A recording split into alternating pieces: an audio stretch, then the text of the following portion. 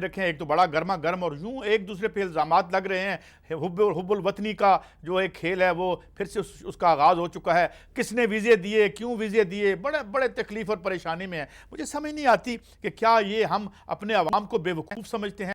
किसी में है मजाल, पीपल्स पार्टी को तो छोड़ दें, उन्होंने तो खैर वापस आपको कह दिया कि भाई आप ये भी बताएं यहाँ उसामा बिन लादेन कहाँ बैठ, ये शुरू हो जाएगा सिलसिला। क्या ये पनामा को पसे पुष्ट डाला जा रहा है? मगर मैंने जो अहम सवाल यहाँ उठाया है वो ये कि यहाँ जो हमारी इशराफिया है, जिसके बारे में कहा जाता है कि ये वो तोते हैं जिनकी जानें इनकी अकाउंट्स में हैं और अकाउंट्स तो सारे बाहर पड़े हैं, कब ये लड़ सकते हैं? जब हम मामला करते हैं इन आलमी इदारों के साथ या आलमी ताकतों के साथ, तो कौन सी अमेरिका बैशिंग वैसे बड़ी पॉपुलर है, आमतौर पर इलेक्शन से पहले की भी जाती है। बहुत से ममालिक ऐसे भी यकीनन है कि जहाँ पे लोगों ने रजिस्ट किया, मैं आपको उसके इंस्टेंसेस दिखाऊंगा। बल्कि 2006 यूनाइटेड नेशन में होने वाली एक तकरीर जो उस वक्त के इलेक्टेड प्रेसिडेंट हुगो चेवेज़ ने की थी, उसका एक मैं चंक छोटा सा आपको सुनाऊंगा। लोगों ने लड़ाइयाँ की भी हैं, ऐसा भी नहीं है कि सब ने सरेंडर कर दिया हो। ये बुरे जो 2-3 दहाइयाँ आई हैं, मगर यहाँ क्या हिपोक्रेसी है, ये क्या यहाँ हम लॉबिंग करते हैं। यहाँ पे अभी विकी लीक्स निकली थी, कौन कौन सा हमारा सियासतदान जो है वो बेचारा घुटनों के बल नहीं था।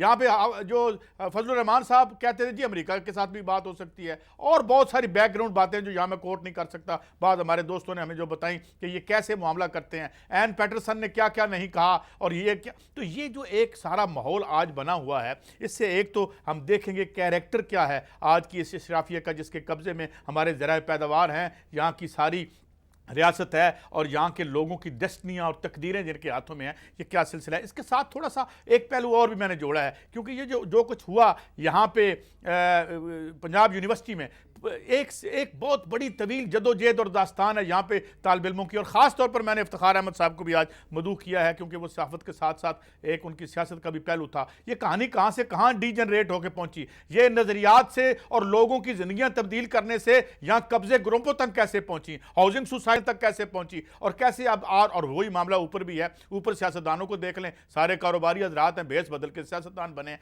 ये दो इशूज़ हैं। मैं मेहमानों को तारफ़ करवा दूँ, हमारे मीडिया के तीन बड़े नाम आज हमारे साथ हैं। जनाब इमरान खान साहब किसी तारीफ के मुताज नहीं, एंकर पर्सन हैं, और जनाब अरशद शरीफ साहब एक बड़ा नाम, और जनाब इफ्तिखार अहमद जिक्र कर चुका हूँ। मगर बात का आगाज़ अरशद शरीफ साहब आपसे करता हूँ।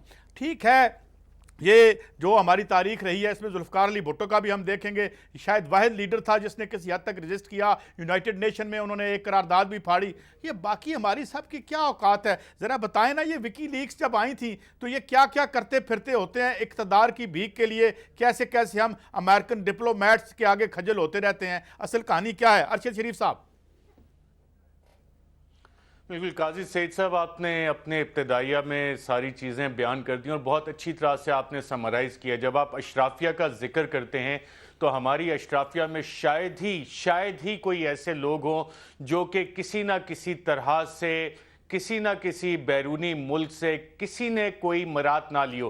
मैं शायद गलत हो सकता हूँ, इफ्तिखार साहब हमारे सीनियर हैं, वो हमें बता सकते हैं, हमारी तस्दीक़ कर सकते हैं कि जब अशराफिया का जिक्र आता है, उस अशराफिया में से शायद ही कोई ऐसी शख्सियत आपको मिले जो इक़्तिदार में रहा हो किसी ना किसी इदारे में, किसी ना किसी कैपेसिटी में, और वहाँ से आपको मुफादात की एक दास्तान ना मिले। आप यहाँ पे उठा के किसी की भी कारुस्तानियाँ देखना शुरू करेंगे तो इसी तरह की दास्तानें निकलेंगी। कुछ आपको विकी लीक्स में निकलेंगी, कुछ आपको डी क्लासिफाइड CIA डॉक्यूमेंट्स में मिलेंगी, कुछ आपके अपने नेशनल आर्काइव्स में पड़ी हैं, कुछ मिशंस की रिपोर्टें जो दबा ली गई, कुछ शर्मनाक धंधे आपको वहाँ पे मिलेंगे। लेकिन कोई ऐसी शख्सियत नहीं है जो अशराफिया में शामिल हो, जो इक़्तिदार में किसी ना किसी तरह से इक़्तिदार के उसने मज़े लियो, जिसने टैक्स के पेड़ के पैसे पे प्रोटोकॉल इंजॉय किया और उसके खाते में इस तरह की चीज़ें ना निकलें। जी काजी सईद जी ठीक, ये एक तो बात आपने की। मगर मैं अगर प्रोड्यूसर साहब मैं ये बात भी कहूँ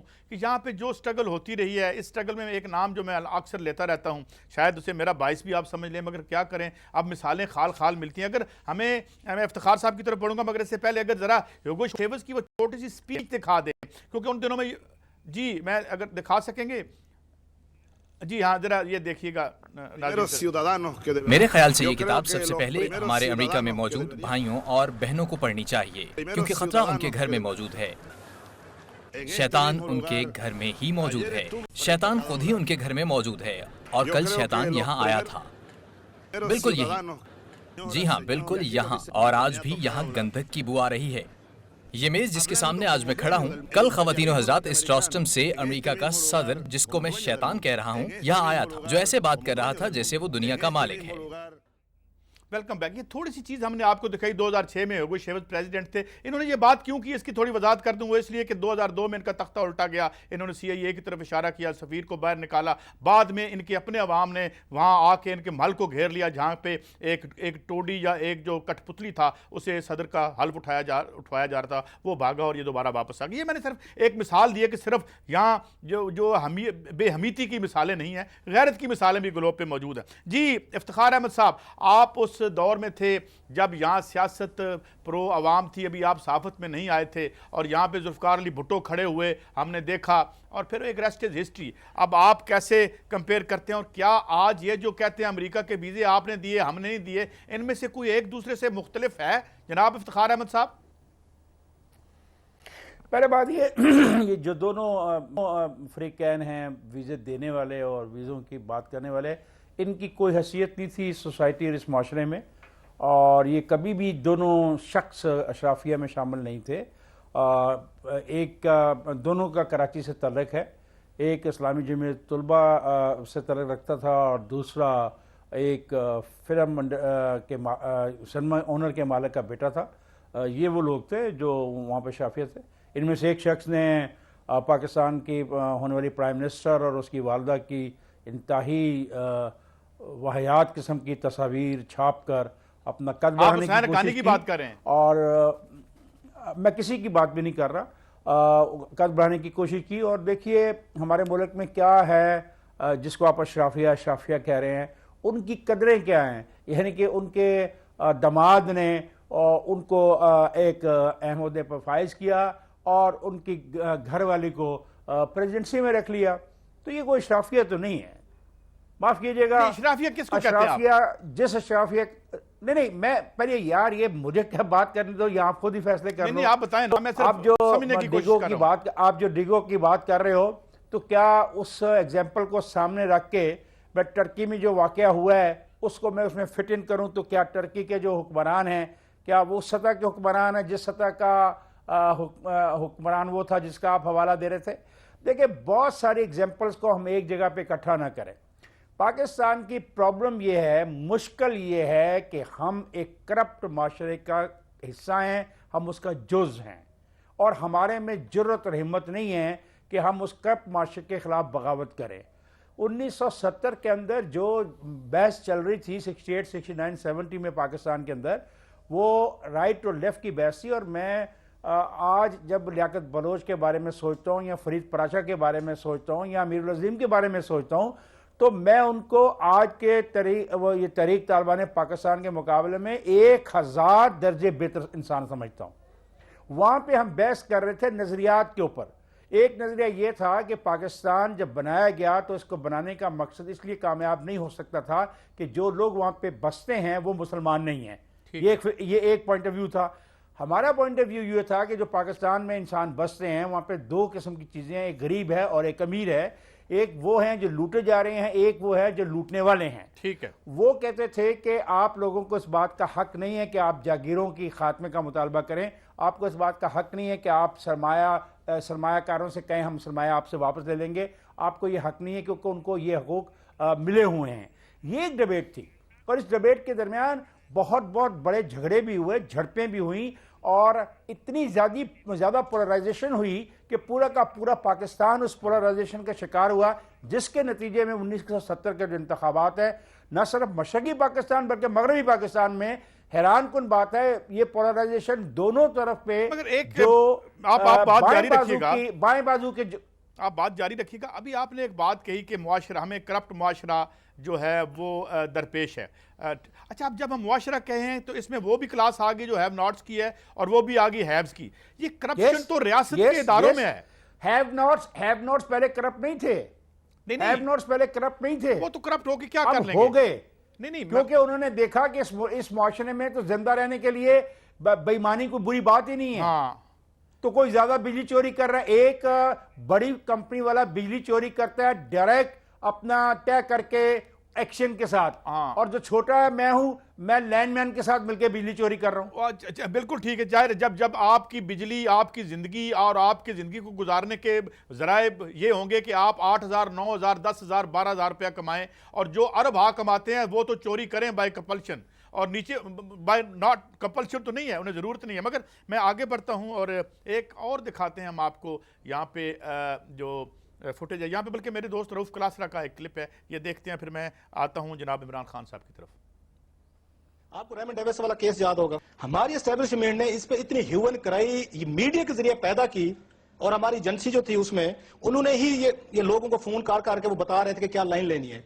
आप एक बुक का ये जो आपने भी पढ़ी होगी, पे भी यही हुआ था, the way of the knife, the way of the knife, okay, कि वो एसएमएस के ऊपर इतला दे रहे जनरल थे। पाशा साहब, ये आप सोच सकते हैं हमारी इतनी सुप्रीम नेशनल एजेंसी, उसका डीजीआईएसआई लाहौर की सिविल अदालत में, वहां पे सेशन जज की अदालत में बैठा हुआ है, वहां पे टेक्स्ट मैसेजेस किसको कर रहा है? अमेरिकन एम्बेसडर जो 20 ये ग्रेड का अफसर है यहाँ पे, उसको टेक्स्ट मैसेज कर रहा है कि सर प्रोसीडिंग शुरू हो गई है, सर गवाह पेश हो रहे हैं, सर सुलह, यहाँ सुलहनामा पेश हो गया है, सर अब सुलह होगी, अब हम इसको लेके एयरपोर्ट लेके जा रहे हैं। डीजीआईएसआई लाहौर की वहां पे सिविल अदालत में बैठ के वो टेक्सटिंग कर रहे हैं, किसको?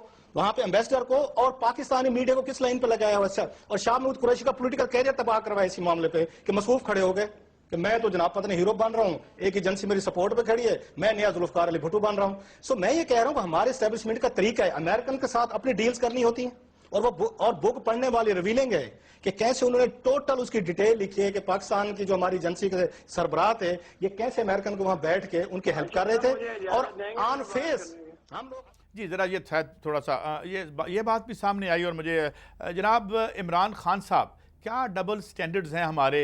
हम एक तरफ तो जो है वो हाजिर होते हैं, and we are following on each other to follow their orders, जो मास्टर्स हैं हमारे, वो इस पर मैं बाद में आऊँगा कि हमारी मीशत किस तरह उनके कब्जे में गई, एक टैक्स नहीं लगा सकते, एक रिलीफ नहीं दे सकते इस मुल्क के अवाम को। हम कहते हैं हम सावरन हैं, तो एक सवाल है, गलत हो सकता है। जी इमरान खान साहब। बिस्मिल्लाहिर्रहमानिर्रहीम। सर, ये आपको याद होगा रेमंड डेविस ने जिन लोगों को सड़क पे मारा था, मैं इस वाक़े का गवाहों में से एक था। यानी मैं वहाँ पे सबसे पहले मौके पे मैं पहुँचा था, और मैंने इसकी गाड़ी को भागते हुए भी देखा था, और इसके जो सिक्योरिटी गार्ड थे उनको भी वहाँ से एक शहरी को कुचलते हुए देखा था, और फिर उसको रोकने की कोशिश की तो ये गन्स के जोर के ऊपर वहाँ से शहरियों को हटाते हुए ये अमेरिकन वहाँ से भाग गए थे। एक औरत थी फ़हीम की बेवा, आपको याद हो? बिल्कुल। उसने जहर खा लिया था और वो अस्पताल में मौजूद थी। एक कैमरामैन उस तक पहुंचा और उसने उस कैमरे में देखकर कहा था कि मुझे पता है इंसाफ नहीं मिलना, इस मुल्क में इंसाफ नहीं हो सकता। ये उस औरत के अल्फाज थे आखिरी, और उसके बाद वो औरत इंतकाल कर गई।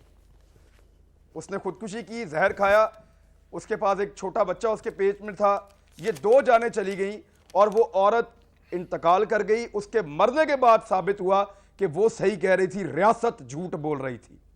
उस आदमी को बाइज्जत तरीके से जिस प्रोटोकॉल के साथ पाकिस्तान से बाहर ले जाया गया और जलालाबाद पहुंचाया गया, इससे बड़ी चपेड़ पाकिस्तान की इंटेलिजेंस, पाकिस्तान की एस्टेब्लिशमेंट और पाकिस्तान की पॉलिटिकल एलीट पाकिस्तानियों के मुंह के ऊपर नहीं मार सकती। वहां जाके रेमंड डेविस एक छोटे से मुकदमे में पकड़ा गया। एक तो पहले ये आकड़ अपने अंदर से हम निकाल दें कि हम कोई बड़ी शय हैं। हमें हमारी औकात, हमारी अशराफिया बार बार दिखाती है। जब अशराफिया कहते हैं तो इसका मतलब है मिलिट्री एस्टेब्लिशमेंट, इसका मतलब है आपकी इंटेलिजेंस एजेंसीज, इसका मतलब है आपकी पॉलिटिकल एलीट, इसका मतलब है आपकी बहुत बड़े पैमाने पे जो आपके ब्यूरोक्रेट, जजेस, बड़े बड़े जर्नलिस्ट, ये सारे अशराफियां हैं। लोगों को इन्होंने उनकी औकात दिखा दी, एक दफा नहीं कई दफा दिखाई है। इमरान खान साहब, मैं चाहूंगा, हम कीड़े मोड़े हैं। मैं चाहूंगा कि यहाँ पे जरा ये भी तो देखें ना, यहाँ जुल्फकार अली भुट्टो का अगर हमें क्लिप दिखा सकें, बड़ा आम है लेकिन हम कहते हैं जरा दोहरा देना चाहिए। ये रवायतें भी मौजूद हैं यहाँ पे, और आवाम को तो हम नहीं कह सकते, और बहुत से लोग हैं भी यहाँ और जो रजिस्ट करते हैं। और मैं खास तौर पर जनरल काकड़ का जिक्र करूंगा जो अपने के वापस आ गए थे वहां से। मगर ये जरा फुटेज देखिए। जी जी, ये इसमें ये शायद आवाज़ नहीं है, मगर आप देखें कि वो उठ के आ गए, और इस तरह से सब सर्वियंट हम नहीं थे। यहाँ पे ऐसी मिसालें भी, और आज जरूरत है, ये बड़ी मकबूल फुटेज है। जी जी, मगर आज हमें जरूरत है। मुझे एक बताया उठे थे कि मैं अपना वक्त यहाँ ज़ाया नहीं करना चाह रहा, मैं अपने लोगों में वापस जा रहा हूँ। हाँ ये बोलते हुए कागज फाड़ के ये अपने लोगों के साथ उठ के बाइकआउट करके चले आए थे जुल्फिकार अली भुट्टो। लेकिन जुल्फिकार अली भुट्टो के साथ क्या हुआ था वो भी आपके सामने है। जहां एक जुल्फिकार जी भुट्टो है वहां पे ज़ियाउल हक भी है, वहां पे और भी बहुत सारी उस तरह की खुराफात पाकिस्तान में मौजूद। हमारे यहाँ पे बड़े आराम से ऐसे लोग मिल जाते हैं जिनको खरीद के लोग अपना काम निकलवाते हैं छोटे छोटे फायदे के लिए। साहब मेरिट किधर है आप मुझे बताएं। अभी एक कहने को तो वजीर आजम की साहबजादी हैं मरियम नवाज वुज़रा की मीटिंग लेती हैं बगैर किसी पोर्टफोलियो के, चौड़े होकर इमरान खान साहब एक सवाल आपसे करूं, फिर मैं अर्शद साहब की तरफ जाता हूं। सर एक एक सवाल, सर बात मुकम्मल करने दें। बात आप बात आती है आप लोग भाग जाते हैं सर। नहीं मैं इसी पे सवाल कर रहा हूं, इसी पे। अभी कल कहा है मरियम साहिबा ने, कल कहा है हमारे जो वजीर हैं कि जी इमरान खान साहब जेलस हो, हसद करते हैं उन पे। आज मैं इसलिए भी कह रहा था कि आज ये नहीं दिनों में हमने शायद 92 का वर्ल्ड कप भी जीता था। सर क्यों ना करूं सर, एक मिनट, अगर वो मेरा कह रही है ना, एक मिनट मैं अर्ज करूं, हसद क्यों ना करें सर। हमारे घर में खवातीन नहीं है, बाजारों में हमारी बेटियां नहीं है, हमारी बहनें नहीं है, उनका दिल नहीं करता कि नहीं इमरान खान पे हसद। भाई ये सर्टिफिकेट लेके पैदा हुए हैं कि ये बड़े आदमी के घर में पैदा हो गए हैं, पॉलिटिकल लीड के घर में पैदा हो गए हैं, तो इनके बाद इख्तियार आएंगे, इनको वुज़रा जो है वो बैठ के ब्रीफिंग देंगे, इनको सारे प्रोटोकॉल होंगे, इनके पास इख्तियारात होंगे, इनकी बात मानी जाएगी। ऐसा तो नहीं होना चाहिए ना साहब। इनके पास क्या, अभी ट्विटर के ऊपर किसी ने मरियम साहिबा के साथ वो बार बार आर्गूमेंट हो रहा था, वो ये पूछ रहे थे किस कैपेसिटी में आप काम कर रही हैं, तो जो उनको जस्टिफाई करने वाले थे उन्होंने कहा ये वज़ीर आज़म की साहबजादी हैं। अगर ये जस्टिफिकेशन है तो इफ्तिखार अहमद साहब का बेटा उनकी जगह पे बैठ के प्रोग्राम कर ले साहब, अरशद शरीफ साहब के बच्चे उनकी जगह बैठ के प्रोग्राम कर लें। नहीं ठीक है, ऐसा नहीं हो सकता सर। इमरान भाई मुझे ब्रेक की तरफ जाना है, आपको एबिलिटी शो करनी पड़ेगी। नहीं बिल्कुल करें, हमें ब्रेक की तरफ जाना है, मगर मैं ये जरूर क्वालिटी वो अगर कल तारीख में शो करती हैं, बेनज़ीर भुट्टो ने भी शो की थी, मगर करें अभी तो बड़ा वक्त है। बहरहाल ये बात जारी है और मैं आऊँगा, अरशद शरीफ साहब बड़ी देर से खामोश हैं, उनसे अहम मौजू पे फिर बात को आगे बढ़ाएंगे और फिर आएंगे ये तलबा में ये जो डी जनरेशन हुई है सियासत में। हमारे साथ रहिए।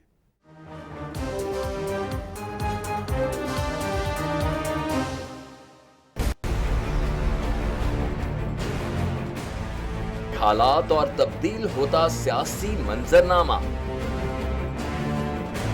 रियासत की सियासत में छुपे अहम हकायक, दो टोक सवालों का दो टोक जवाब। हम बताएंगे खबर के अंदर की खबर, मौजूदा सियासी सूरत हाल का तज्जिया, माजी के तजुर्बात की रोशनी में, तकरार नहीं बहस, बेलाग दलाइल के साथ। देखिए खबरों और इंकशाफात से भरपूर प्रोग्राम डीएनए, पीर से जुमेरात रात 11:03 पर सिर्फ 24 न्यूज HD पर। इंशाल्लाह हम कौम की तकदीर बदल देंगे, इंशाल्लाह लोड शेडिंग खत्म कर देंगे, एम्प्लॉयमेंट लेकर आएंगे, इंफ्रास्ट्रक्चर बिल्ड करेंगे। तो मैं इन बातों पर यकीन ना करूं क्योंकि वो असेंबली में बात कर रहे हैं और ये सब सियासी बयान है, इनकी कोई अहमियत नहीं है। क्या कहेंगे आप? अभी आप एक प्रोग्राम कर रहे हैं, दूसरा इसी तरह करेंगे तो आपके थोड़ा सा ना उसमें लफ्जों में फर्क पड़ जाएगा। आपने भी तारीख पढ़ी है और तारीख बशरियत में अब तक यही होता आया है कि माँ बाप ने अपनी औलाद को बचाने के लिए बड़ी कुर्बानियां। एक दौर ऐसा भी आएगा कि एक शख्स अपनी वजारत उज़्मा बचाने के लिए पूरी दुनिया में अपने बच्चों को चोर, डाकू और लुटेरा कहलवाएगा। कुलभूषण यादव, आपने इंडिया का मंकी पकड़ा हुआ है तो उसको दुनिया के आगे प्रेजेंट क्यों नहीं करते? UN में 14 साल बाद पाकिस्तान के किसी सरबराह ने खड़े होकर कश्मीर पे जोर मचाया। कुलभूषण का नाम नहीं लिया। देखिए प्रोग्राम इख्तिलाफ राय, पीर ता जुमेरात रात 8:03 पर सिर्फ 24 न्यूज HD पर।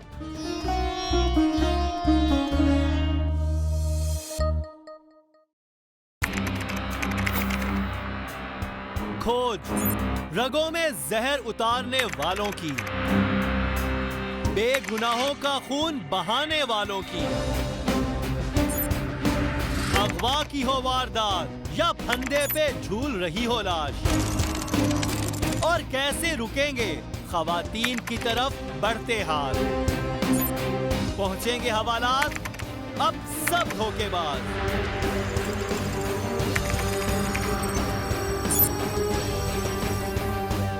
क्योंकि हम करेंगे इनकशाफ।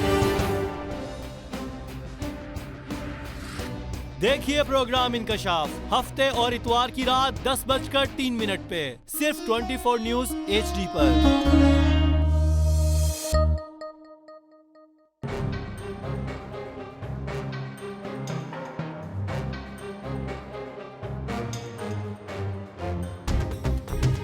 खबर वही जो आप चाहते हैं, जो आपके लिए अहम है, ताकि आप फैसला कर सकें बेहतर। देखेंगे खबर के असरात और वजूहात प्रोग्राम खबर के साथ में। देखिए प्रोग्राम खबर के साथ पीर ता जुमा शाम 5:03 पर सिर्फ 24 न्यूज HD पर।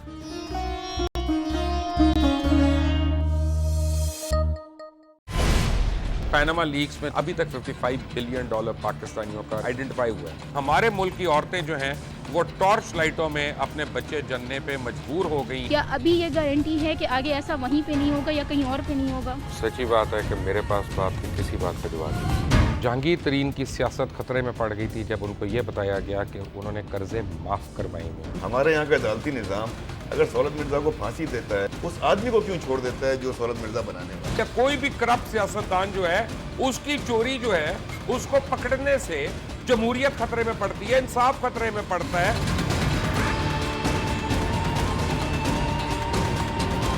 जो ताकतवर लोग हैं उनके लिए ना कानून है ना इंसाफ है। अब ये जवाई पुलिस यानी दामाद पुलिस में कन्वर्ट हो चुकी है। जितना लुच्चा उतना ऊंचा, इस मुल्क की तो ये स्टोरी है। जैसी करनी वैसी भरनी। देखिए प्रोग्राम खरा सच पीर से जुमेरात की रात 10:03 पर सिर्फ 24 न्यूज HD पर।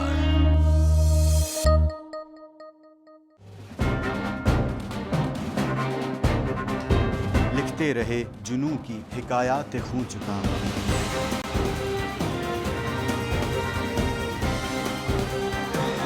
कलम और स्क्रीन तक का तवील तजुर्बा, एक भरपूर सहाफती तारीख के साथ प्रोग्राम मुजाहिद लाइव। देखिए प्रोग्राम मुजाहिद लाइव पीर से जुमेरात शाम 7:03 पे सिर्फ 24 न्यूज HD पर।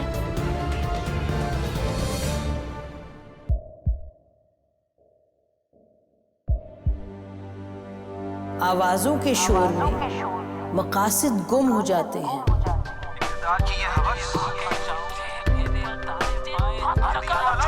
तकरार की तलखी में बात बनती नहीं, बिगड़ती है। लेकिन हम तलखी से नहीं, मुकालमे से बात बढ़ाएंगे। हम हर अहम खबर की तह तक पहुंचेंगे, लेकिन सबूत की रोशनी। हम हर बात करेंगे, लेकिन हकायक के साथ और दलाइल के साथ। नसीम ज़हरा 8 में देखिए प्रोग्राम नसीम ज़हरा at 8 जुमे से इतवार रात 8:03 पे सिर्फ 24 न्यूज HD पर।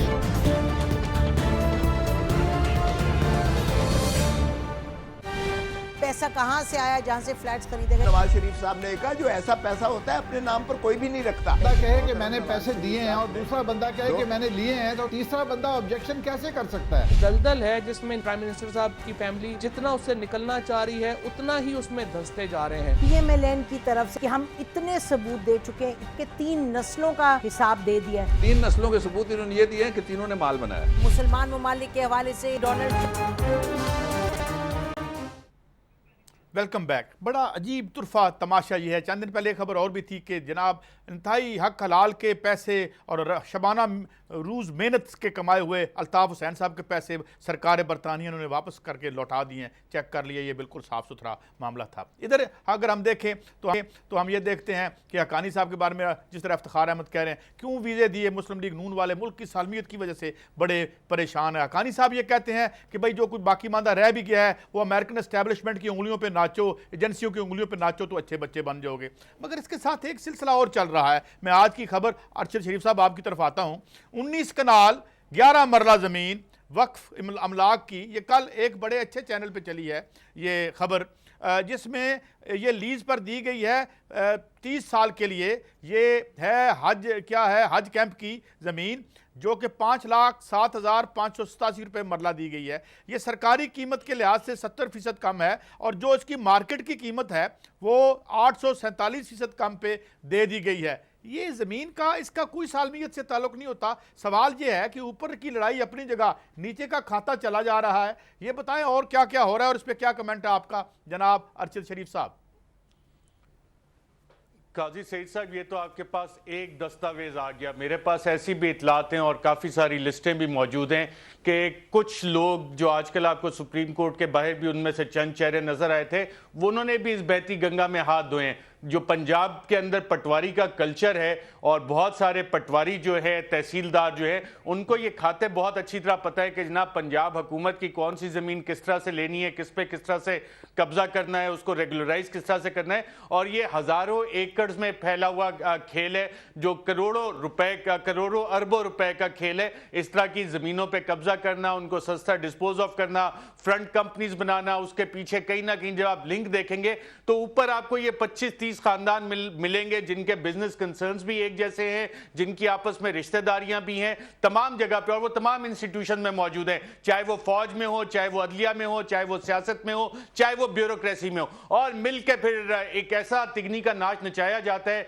और कहा जाता है कि जी देखें जमहूरियत है, जमहूरियत में तो इसी तरह चलता है। और जिस चीज को जमहूरियत कह के यहाँ पे बेचा गया है वो दरअसल में मौरूसी सियासत है, बादशाहत है। आप देख लें ना, बाप से बेटी, बेटी से मियाँ, मियाँ से आगे फिर बेटा। दूसरी तरफ आप देखें भाई, एक भाई वजीर आजम, दूसरा भाई वजीर आला, आगे बेटी कह रही है कि जनाब मैंने भी आना है। फिर आगे रिश्तेदारों की एक तवील फहरिस्त है जो मुख्तलिफ इदारों पर बैठे हैं, ना सिर्फ वो जो इंटरलिंकेजेस फैमिली के साथ है, जो आपके आगे जी हजूरी करने के लिए तैयार है, उनको भी आपने किसी ना किसी तरह नवाजना है। तो एक लूट सेल पाकिस्तान में लगी हुई है जिससे हर शख्स इस्लामाबाद में आपने बताया था वो उससे फायदा उठा रहे हैं। और मैं इसमें एयरपोर्ट का भी बताया था आपने हमें एक कुछ बातें इस्लामाबाद एयरपोर्ट की। जी जारी रखिए बात। जी आप इस्लामाबाद एयरपोर्ट की मिसाल ले लें, 32 अरब रुपए से कहानी शुरू हुई थी, 100 अरब से ऊपर कहानी चली गई। कौन लोग हैं, उसके कॉन्ट्रैक्टर कौन है, कौन किसका रिश्तेदार है, ये लिंकेजेस भी आप निकालना शुरू करेंगे तो कुछ आपको कुछ मीडिया ओनर्स तक जाएंगे, कुछ आपको वजीर आजम हाउस तक रिश्तेदारियां जाती हुई नजर आएंगी, कुछ आपको मिलिट्री एस्टेब्लिशमेंट तक रिश्तेदारियां जाती हुई नजर आएंगी। तो वो 30 अरब रुपए से 100 अरब रुपए से ज्यादा का प्रोजेक्ट कॉस्ट चली गई।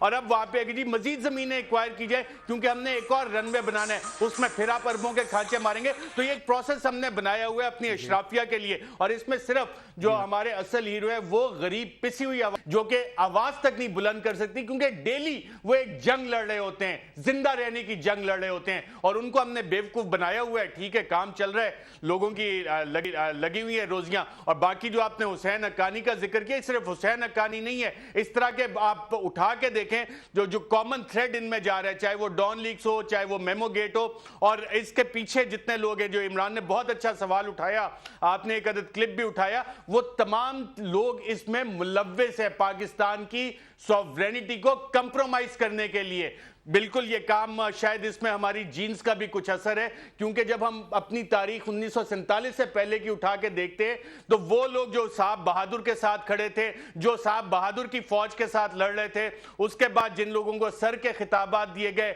जिनको जमीनें दी गई, वही चीजें अब हम कंटिन्यूएशन देख रहे हैं एक डिफरेंट फॉर्म में। बदला कुछ नहीं है काजी सईद साहब। यहाँ पे ईस्ट इंडिया कंपनी चली गई, ईस्ट इंडिया कंपनी के नुमाइंदे दूसरी फॉर्म में यहाँ पे बैठे हैं और इस्तेसाल उसी कौम का यहाँ पे आज भी हो रहा है। एक बात मैं जरूर आपकी बात से बिल्कुल मेरा कोई इख्तलाफ नहीं है, मगर मैं ये जरूर कहूंगा कि यहाँ पे अगर मैं बाबर डोगर का नाम लेता होता हूँ, एक स्टोरी उनकी न्यूज़ में छपी थी जिसमें उन्होंने बताया था कि जो 1857 की जंग आज़ादी के हमारे हीरो कौन थे और फिर ये लोग जो असम्बलियों तक पहुँचे, इनके अजदाद ने किस तरह उनका खून बेचा। तो यहाँ लड़ाई भी की लोगों ने। मैं आता हूँ आपकी तरफ, इफ्तिखार अहमद साहब, सवाल मेरा आपसे ये है, मैं मानता हूँ आपकी बात के बाद जहाँ फिर करप्शन सरायत कर गई सारे समाज में, मगर नीचे की परत वाले तो जितनी मर्जी करप्शन कर लें, ये ऊपर वाले तो एक ठेके में उसे मात दे देते हैं। और नीचे वालों को इसलिए करनी पड़ती है क्योंकि ऊपर वाले इतना खाने और रजने के बाद भी बाज नहीं आते। इत्तफाक करेंगे इफ्तिखार भाई?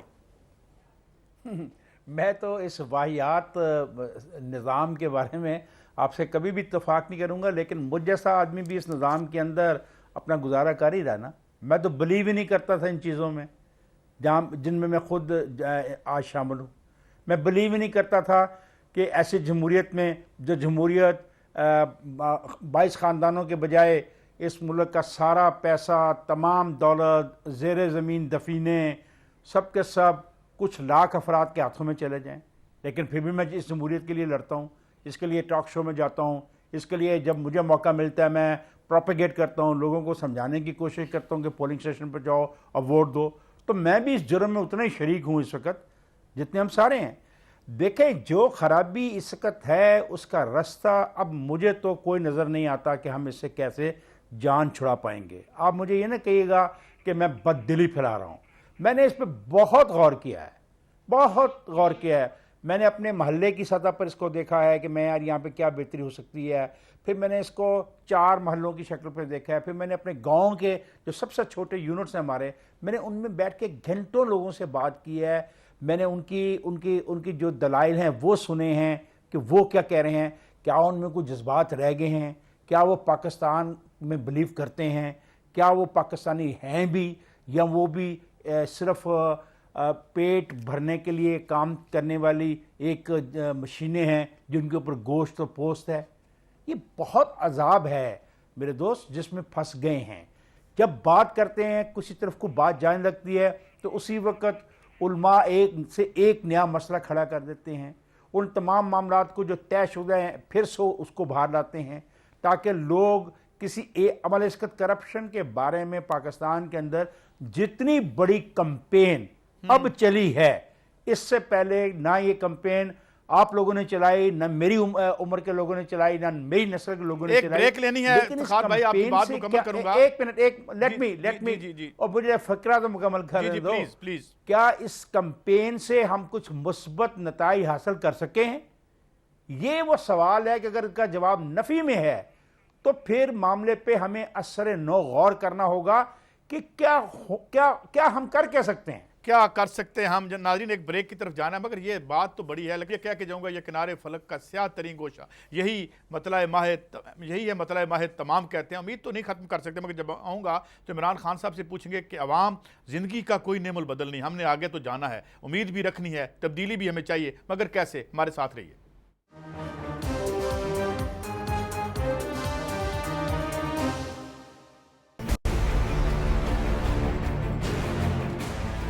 हालात और तब्दील होता सियासी मंजरनामा, रियासत की सियासत में छुपे अहम हकायक, दो टोक सवालों का दो टोक जवाब। हम बताएंगे खबर के अंदर की खबर। मौजूदा सियासी सूरत हाल का तज्जिया, माजी के तजुर्बात की रोशनी में, तकरार नहीं बहस, बेलाग दलाइल के साथ। देखिए खबरों और इंकिशाफात से भरपूर प्रोग्राम डीएनए, पीर से जुमेरात रात 11:03 पर सिर्फ 24 न्यूज HD पर।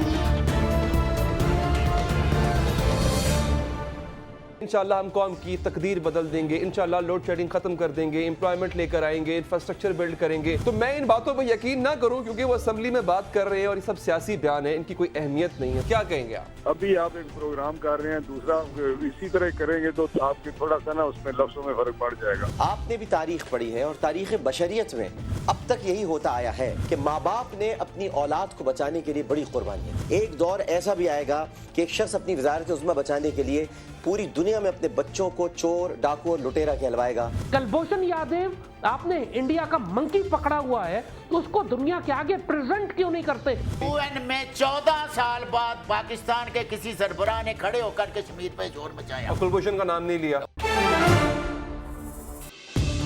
देखिए प्रोग्राम इख्तिलाफ राय, पीर ता जुमेरात रात 8:03 पर सिर्फ 24 न्यूज HD पर।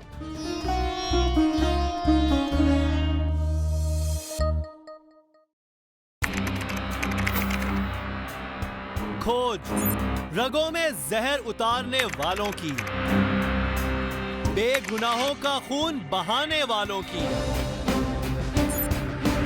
अगवा की हो वारदात या फंदे पे झूल रही हो लाश, और कैसे रुकेंगे खवातीन की तरफ बढ़ते हाथ।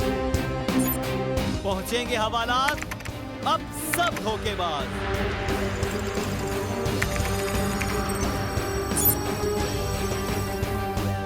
क्योंकि हम करेंगे इनकशाफ। देखिए प्रोग्राम इनकशाफ हफ्ते और इतवार की रात 10:03 पे सिर्फ 24 न्यूज HD पर।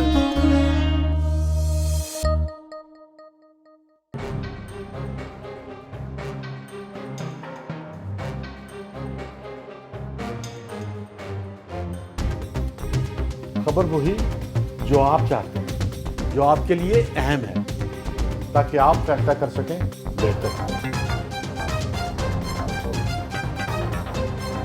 देखेंगे खबर के असरात और वजूहात प्रोग्राम खबर के साथ में। देखिए प्रोग्राम खबर के साथ पीर ता जुमा शाम 5:03 पर सिर्फ 24 न्यूज HD पर।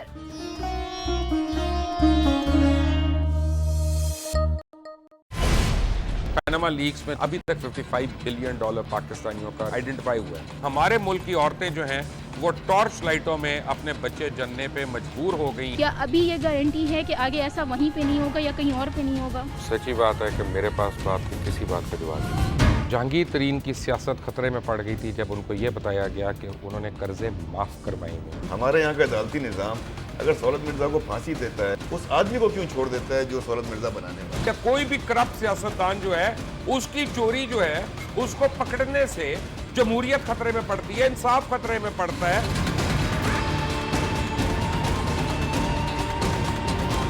जो ताकतवर लोग हैं उनके लिए ना कानून है ना इंसाफ है। अब ये जवाई पुलिस यानी दामाद पुलिस में कन्वर्ट हो चुकी है। जितना लुच्चा उतना ऊंचा, इस मुल्क की तो ये स्टोरी है। जैसी करनी वैसी भरनी। देखिए प्रोग्राम खरा सच पीर से जुमेरात की रात 10:03 पर सिर्फ 24 न्यूज HD पर।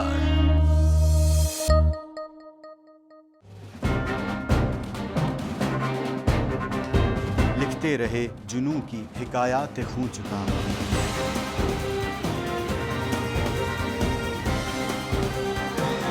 कलम और स्क्रीन तक का तवील तजुर्बा,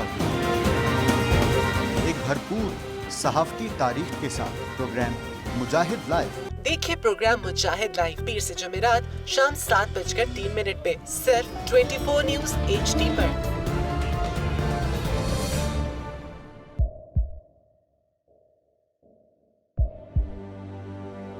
आवाजों के शोर में मकासद गुम हो जाते हैं।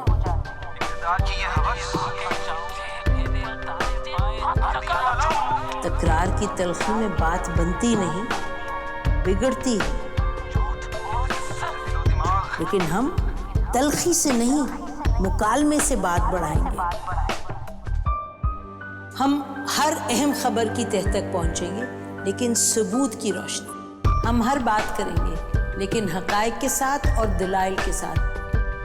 नसीम ज़हरा at 8 में देखिए प्रोग्राम नसीम ज़हरा at 8 जुमे से इतवार रात 8:03 पे सिर्फ 24 न्यूज HD पर।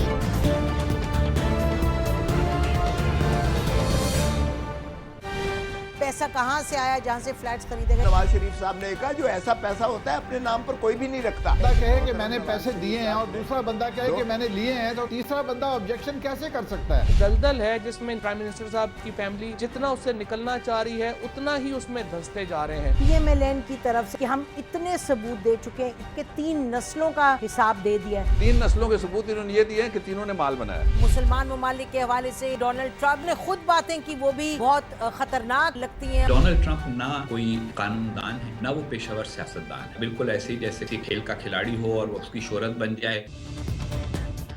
देखिए प्रोग्राम नसीम ज़हरा at 8 हर जुमे से इतवार की रात 8:03 पर सिर्फ चैनल 24 पर।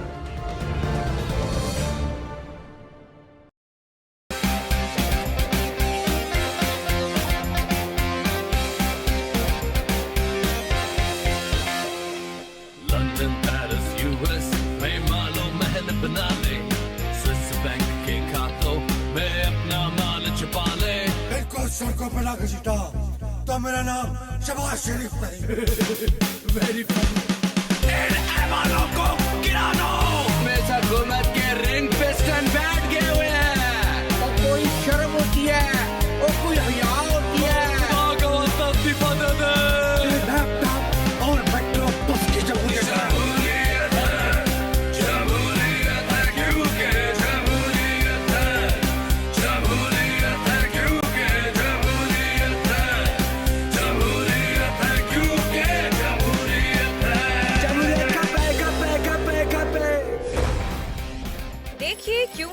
जमहूरियत है। हर जुमे की रात 11:03 पे सिर्फ 24 न्यूज HD पर।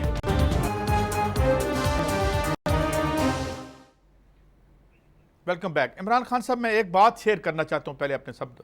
मैं जब सुबह उतरता हूँ दफ्तर आने के लिए फ्लैट से, तो नीचे जाता हूँ तो देखता हूँ कि दो स्टेप्स हैं, दो स्टेप्स जैसे हैं, दो सीढ़ियाँ, उस पर एक आदमी अपना एक दुकान सजाता है। मुझे समझ नहीं आती कि वो उसमें शोकेस कैसे रखता है, फिर खुद कैसे बैठता है। फिर मैं इन लोगों के बारे में सोचता हूं जो इंतहाई बदतरीन कंडीशन में, अभी 2016 की रिपोर्ट आई है UNDP और पाकिस्तान की मल्टी डायमेंशनल पॉवर्टी की, कि बदतरीन कंडीशन में ये लोग मेहनत करते हैं। हमारे अक्सरियत हक हलाल की रोटी घर लेके जाते हैं। इनका कोई मुस्तकबिल तो होगा। ये तो बात नहीं हो सकती कि हम बिल्कुल, अगर ये लोग हैं तो सिर्फ ये लगता है कि इनकी लीडरशिप तलाश करनी होगी। कैसे देखते हैं आप इमरान खान साहब? देखें, पाकिस्तान में गरीब लोग हैं, ऐसे लोग हैं जो मेहनत करना चाहते हैं। आप अपने किसान की मिसाल लीजिए ना सर। हम मुख्तलिफ इलाकों में जाते हैं, वो जो बारानी ज़मीन वाले हैं वो तो बेचारे बीज डालने के बाद, हल चलाने के बाद वो दुआओं पे लग जाते हैं। किस तरह वो मेहनत करते हैं, और फिर थोड़ी सी फसल होती है, उनके पास फैसिलिटीज़ भी नहीं है। हुकूमत ने भी उनको कुछ, आज तक पाकिस्तान बने हुए 70 साल से ज़ायद हो गए हैं, हुकूमत ने उनको कुछ ऐसा फैसिलिटेट नहीं किया कि वो बेहतरीन फसल हासिल कर सकें। लेकिन फिर भी वो बेचारे मेहनत करते हैं। वज़ीर-ए-आज़म पाकिस्तान का एक स्टेटमेंट कि आलू 5 रुपये किलो मिलेंगे, वो आलू की फसल लगाने वाले हज़ारों ख़ानदानों का बेड़ा गर्क कर देता है उनका एक स्टेटमेंट। और वो बेचारे अपने आलू ला के यहाँ माल रोड की सड़कों पे फेंकते हैं, और कभी आलू वाली जो फसल है उसके ऊपर हल चला देते हैं कि हमारे पास पैसे नहीं हैं कि हम इस फसल को उठा लें, यहाँ से लोगों को लेबर लगाने के बाद हम यहाँ से आलू निकाल लें फसल में से। तो ये सूरत हाल उन लोगों के साथ होती है। देखिए, पॉलिसी आपको बनानी पड़ती है जिस पॉलिसी के नतीजे में पाकिस्तान का हर शहरी मुस्तफ़ीद हो। आपने देखना है कि गरीब को आपने कैसे फैसिलिटेट करना है, जो लोअर मिडिल क्लास है उसको आपने कैसे फैसिलिटेट करना है, जो अमीर हैं उनसे किस तरह से आपने टैक्सेस लेने हैं, डायरेक्ट टैक्सेस आपने किस तरह लगाने हैं। इनकी तवज्जो इन मामलात की तरफ नहीं है। दूसरा, करप्शन का एक ऐसा मामला है कादी साहब, अब तो शक होना शुरू हो गया है कि करप्शन सिर्फ एक पॉलिटिकल गिमिक, एक खेल है जिसको ये कौम के साथ खेलते हैं, कि मीडिया की तवज्जो इस इशू की तरफ रहेगी, और जो हम बैड गवर्नेंस कर रहे हैं पाकिस्तान में, हमारी जो गंदी पॉलिसीज हैं, जो हमने वादे किए थे जो आज तक हम पूरे नहीं कर सके, उनकी तरफ किसी की तवज्जो ही ना है। ये देखें ना, ये जो 19 कनाल जमीन का स्कैंडल कल आया है सर, मैं आपको वजह, ये कल स्कैंडल आया है कल। सर मैं आपको वजह बताता हूं ना सर, मैं आपको उसकी वजह बताता हूं। अगर तो सर ये करप्शन के मामले में सीरियस होते, पाकिस्तान पीपल्स पार्टी ने 5 साल मुल्क के ऊपर हुकूमत की है। एक कानून था जो इन्होंने लेकर आना था, वो बिल टेबल हुआ, एहतसाब बिल, और उसके ऊपर 5 साल तक पीपल्स पार्टी और PMLN ये इकट्ठे भी रहे, बाद में अपोजिशन में भी रहे। ये उस पर कंसेंसस बना के वो एक बिल करप्शन के ऊपर पास नहीं कर सके। 5 साल आप साइड पे कर दें। अब आता है PMLN का दौरे हुकूमत, वही बिल पड़ा हुआ है। PMLN ने इलेक्शन से पहले वादा किया था कि हम आएंगे, अगर हमें अक्सरियत मिली तो हम इस बिल को पास करेंगे और पाकिस्तान में इसके ऊपर इंप्लीमेंट करेंगे और एहतसाब होगा पाकिस्तान में। 4 साल होने को आ गए, PMLN के दौरे हुकूमत में वो बिल टेबल नहीं हुआ। ये 9 साल का रिकॉर्ड मैं आपको बता रहा हूं। इन 9 सालों के ऊपर करप्शन के मामले में पाकिस्तान के अंदर एक लफ्ज की कानून साजी नहीं हुई। सर, जहां एक लफ्ज की कानून साजी नहीं हुई, आप उसको इशू कहते हैं, मैं उसको इशू कहता हूं। अरशद शरीफ भाई रोज उसके ऊपर प्रोग्राम करते हैं, इफ्तिखार अहमद साहब ये अपना खून जलाते हैं रोजाना इसके ऊपर। ये अगर पाकिस्तान में इशू है तो कानून साजी तो होती ना कम अज कम।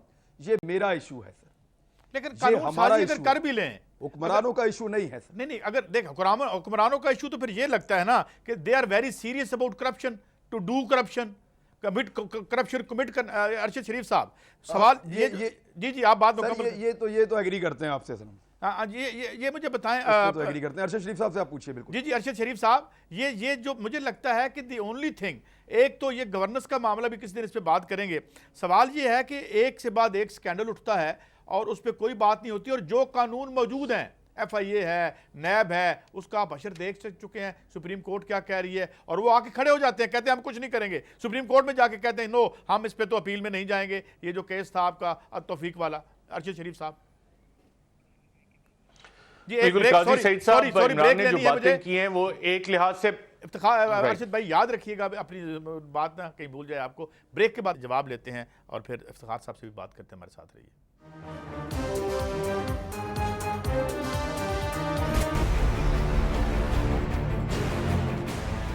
हालात और तब्दील होता सियासी मंजरनामा,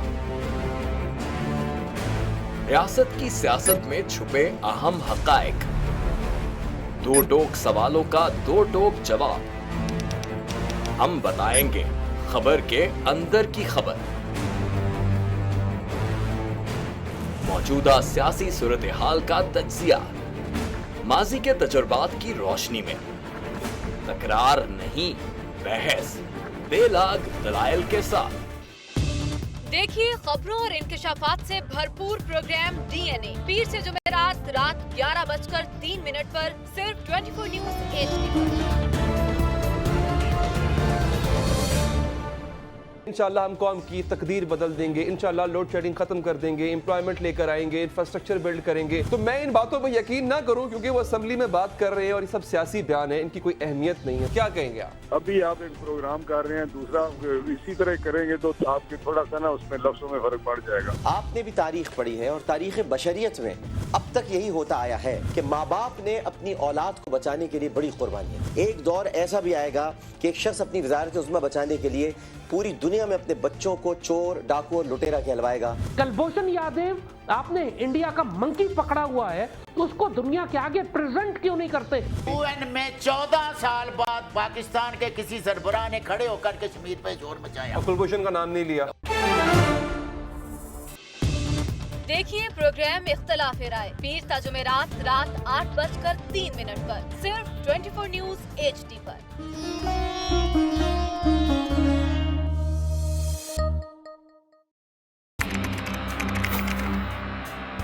खोज रगों में जहर उतारने वालों की, बेगुनाहों का खून बहाने वालों की।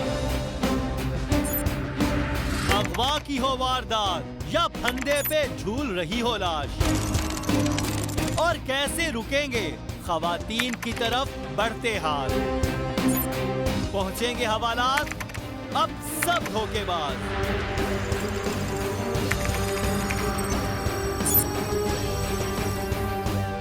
क्योंकि हम करेंगे इनकशाफ। देखिए प्रोग्राम इनकशाफ हफ्ते और इतवार की रात 10:03 पे सिर्फ 24 न्यूज HD पर।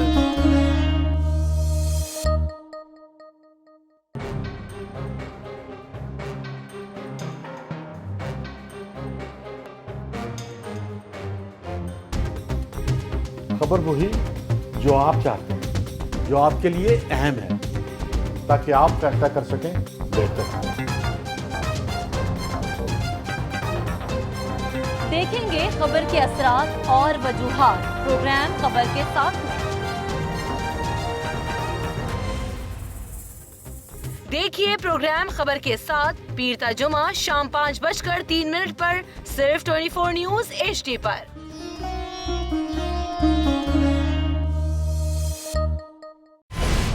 पैनामा लीक्स में अभी तक $55 बिलियन पाकिस्तानियों का आइडेंटिफाई हुआ है। हमारे मुल्क की औरतें जो हैं वो टॉर्च लाइटों में अपने बच्चे जनने पे मजबूर हो गई। क्या अभी ये गारंटी है कि आगे ऐसा वहीं पे नहीं होगा या कहीं और पे नहीं होगा? सच्ची बात है कि मेरे पास बात की किसी बात का जवाब नहीं। जहांगीर तरीन की सियासत खतरे में पड़ गई थी जब उनको ये बताया गया कि उन्होंने कर्जे माफ करवाए हैं। हमारे यहाँ का अदालती निज़ाम अगर सौलत मिर्जा को फांसी देता है, उस आदमी को क्यों छोड़ देता है जो सौलत मिर्जा बनाने वाला? क्या कोई भी करप्ट सियासत।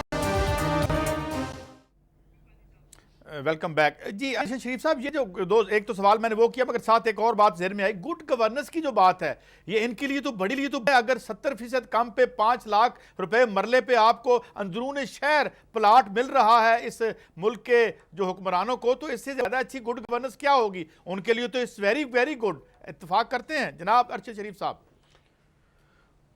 जी बिल्कुल काजी सईद साहब, मैं एक और मिसाल आपको दे देता हूं। अब इसमें रहीम यार खान में अगर आप चेक करें तो सर रॉबर्ट फॉर्म्स की 500 एकड़ जगह थी, पहले वो हारियों के नाम ट्रांसफर की गई, मुंतकिल की गई, उसके बाद एक इंतहाई अहम सियासी शख्सियतें उनके एक रिश्तेदार को दे दी गई। तो ये तो आप छोटे से बता रहे हैं, मैं 500 एकड़ की ये आपको एक मिसाल दे देता हूं, इसके भी आप दस्तावेजात निकाल लें, आपको पता लग जाएगा कौन सी सियासी शख्सियत के करीबी रिश्ते।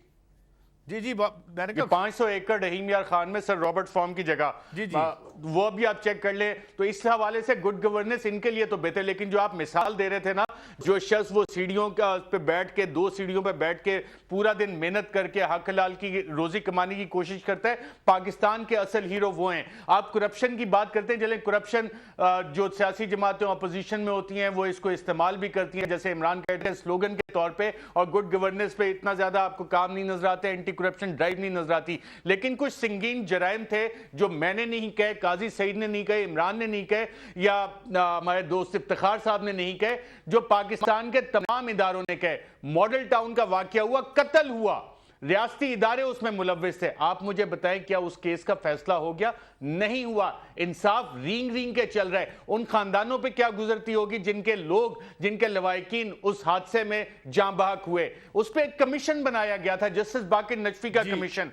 कहां गया वो कमीशन, कहां गई वो रिपोर्ट? उसको भी आप छोड़ दें। कत्ल पाकिस्तानी शहरियों का। मैं एक और मिसाल आपको देता हूं, डॉन लीक्स। अरशद शरीफ ने नहीं कहा, इफ्तिखार ने नहीं कहा, इमरान या काजी सईद ने नहीं कहा, आपके वजीर आजम हाउस ने कहा, आपकी वजारत दाखिला ने कहा, आपके दफ्तर खारजा ने कहा, आपकी फौज ने कहा कि जी नेशनल सिक्योरिटी ब्रीच है। और फिर वजीर दाखिला कहते हैं जी वो जो जज साहब हैं, रिटायर्ड जज साहब, वो कंसेंसस डेवलप कर रहे हैं। और वो जज साहब कौन है, कहां से लिंक्ड है, उनके रिश्तेदारों को नौकरियां कहां पे मिली हुई हैं, तो फिर आखिरी मिनट है, मुझे आखिरी मिनट है अर्शद भाई, आई एम सॉरी कि मुझे आपको रोकना पड़ा, मगर इफ्तिखार भाई मैं चाहूंगा आपका आखिरी comment. Good governance is very good for the governing people. जो हुक्मरानी कर रहे हैं उनसे अच्छी हुक्मरानी क्या होगी इससे? 70% कम कीमत पे जमीनों का मिल जाना। इफ्तिखार भाई देखिए, आप एक वाक़े को लेके चल रहे हैं। मैं कहता हूं कि गुड गवर्नेंस का कॉन्सेप्ट है ही नहीं। इनके लिए तो गुड है ना आपके घर में नहीं, उनके लिए गुड होगा। देखो, मैंने बहुत बड़ी बात की है, उनके लिए गुड मेरी तबाही बन रहा है यार। ये जो कुछ उनके लिए गुड है, ये मेरी रियासत की सर्वाइवल के लिए बहुत बुरा है। जी आखिरी कमेंट दे दें आप भी, ये इमरान भाई आप भी लास्ट कमेंट। ये जो नाकामियां है ना, ये रियासत को भी ले डूबेंगी। जी लास्ट कमेंट इमरान साहब। ये इफ्तिखार भाई बिल्कुल ठीक कह रहे हैं। ये ऐसे, ये देखिए तराजू की तरह है, जैसे जैसे इस अशराफिया का पलड़ा भारी होता है हमारा हल्का हो जाता है। अब लोगों को ये फैसला करना है कि उन्होंने अपना पलड़ा भारी कैसे करना है। बात खत्म करते हैं मीर की बात पे, एक ऊपर जाएगा एक नीचे जाएगा। इफ्तिखार भाई मीर की बात पे खत्म करते हैं कि अमीर जादों से दिल्ली के मत मिलाकर मीर कि हम गरीब हुए हैं इन्हीं की दौलत से। इसी पे बात खत्म करते हैं, मगर फिर मिलेंगे और कल बात जारी रहेगी। इजाजत दीजिए, अल्लाह हाफिज।